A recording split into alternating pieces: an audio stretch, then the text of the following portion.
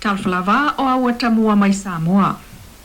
Ua whaalauloa mai nei leo falling o le van pa e lo masalo mi o le tavale le na mafua le mali o le ia onga le University of Samoa le po o le so luse fulu Aparila peitai. O lo ofisilingia pele a inga le te leo whamtalanga mamoli mauna latu o batu i leo e au fia ile ata o le van ili taimina avea i whangali i le vaenga o tavale afi whaapele ingo o le tangata na ia toi whaia luma ma autafa o le van ma vali na o le vaenga na la vea i luma ma autafa ai muli ane toi vali atoa o le tangata na ia fuluina le taavale le pōna fo i neai o le whamtalanga le tangata sa whaingaru e ngai le aingai ana le van peitai e iei fo i le taimi na amatai whamtalanga o le van e pae ai o ane ilisi taimi o piki apu i sa ilinga lava leo le fo i na whanga solo e iei le taimi na whaalau loa ma iei ua iei le tangata lo masalo mia peitai na toi molo au atu le na whamtalanga ai o ana nafi le o toi whailo ma iei leo fōlinga o se van pae whape o le taavale leo lo masalo mia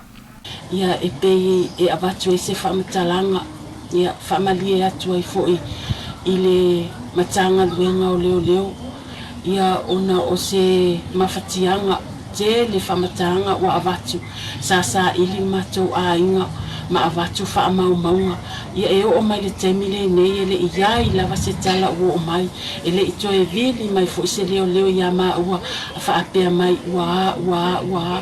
ele ai wana o mautala wa avatu sa tuma lo si matou a inga e sa ili sosoani lato sa ilinga ia sa iai whamtalanga na o tu iai o whaamaumaunga o ta avale o tangata sa la o tu iai ai peita ai o nei te mele i maua mai lava se whamonianga ile i maua mai fo i se tala pe vili mai se leo ia ma ua whaapea ua se whamtalanga o iai ia pe o se langonanga ua e langona ia le mafatia o ma ua loto ma te whaanoa noa ona o le mautonu le mautonu po le ale tarisa o nei mautala wa fi avea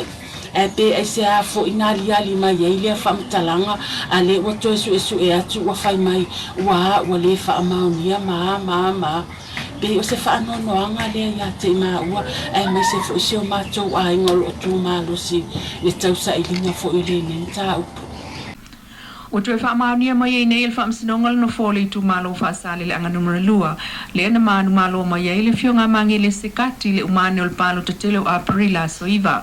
Peitai na tangi ngā tolo ai whaana amatanga kilo, ma la watua na mōli mau, e tau le whaamsinonga tua inga whaatosina whaasanga i a mangele, e au fia i leono se lau tala na ave e tofi lau le tausala, o le afe tala na ave le tina o mangele le whalkomiti, o le limas tala na ave i a whataloto, o nā tua inga uma, sa le mawhai o na whaamaonia, e le whamasinonga. Peitai, sa iei fo itua inga Natalia nei mangele le tangi ngā toloai e au fiai, tupe na mōli mawina e tangata palota na tūwhātu e ngā toloai i a lātou. Peitai sa le mwhai fo in whamaliena le whamasinonga i mōli mau o nātua inga uma, ma tū mau ai pēr le tōwhio le tū malo whaasale le anga, numera lua, e le fio ngā mangele le ana sa anualta i te ifono le whaas le sunga ala auli le mali e tō le o te plata i vau Forse Schmidt,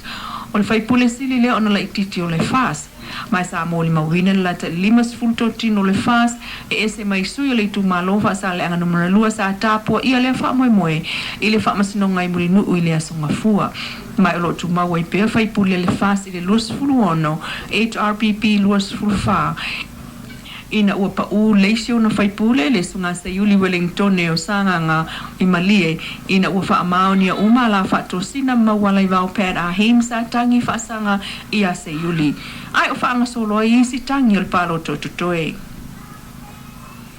O lo tu maulava taunu unga le palo ta tele sa mua o Aparila soiva le suia e o mai nei. Peita ta upatau whaamsinonga le fisilingi ai o le whaatautonga le fas. Le ana whaia i le aso muli le lona fast food lima ai o aso. O whaapea mai ai le whaavai o Samoa e no foi ai le palemene. Mai o le aso tonu foi lea na whaia ai le whaatautonga le palemene o Samoa lusu whao me.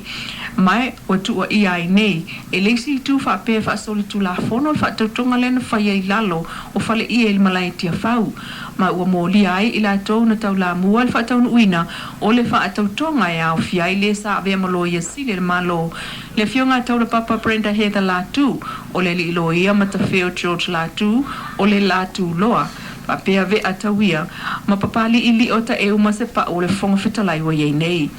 I folsanga lo ia tau loa palangi mai New Zealand o le isi o tula i mo le whasa o le isi mo le ofiso le lo ia sili na whai mai lunga so ta inga te le vabe. Peitai, i le whaatala noina o le amata upu mo le mea na tupu o tu ai nei le whai unga whaamsino i se teimi vabe pe o le asonga fu o le vai aso o iluma. O whaamsino e au fiai Justice Vaai, Justice Nelson ma Justice Roma. Ma le tala whaai o le tele o awa no whaingaru inga whaavaita i mi New Zealand ma Australia. Le wailo ai le to tele na uau tanga te tala vau mai le lus futasi i lunga mātua le o mawuni ngāruenga. O fōlinga wa aia leo ana nafi le songa fua le moto tūpulanga le whakasa ai muli nuu. Ina ua pā uwa atasi umal sili al fit se lau ila tau na fia maua awa no whaingaruenga. Matusa ai o le itu la poloka ta vale mai vai moso ma le tau langa ia pia fia mlanga atu muli nuu ili tai au. Mawhaatua ia i fo i maloia ai o tangata o le whaamsinonga peitai. O le tumutumu lea nei o ina a fiai tangata na tū le lata i whai to tio ata o le fale ina ua tau tū lei mata e iai tio ata. O fōlinga fo ina sao o iai tau tū lei le taimi o le stalanga o palota na ta e fo i tio ata o whai to ai luma. Peitai, o ta ua sa vanga o tūpulanga na iai anafi uto e whata ape mai la tō ma le wha upunga wha apea o le au mai i tū ai nuu le stalanga o suafo tangata. O a wata mua nā mai Samoa manuia tuenga o le nei fo i aso.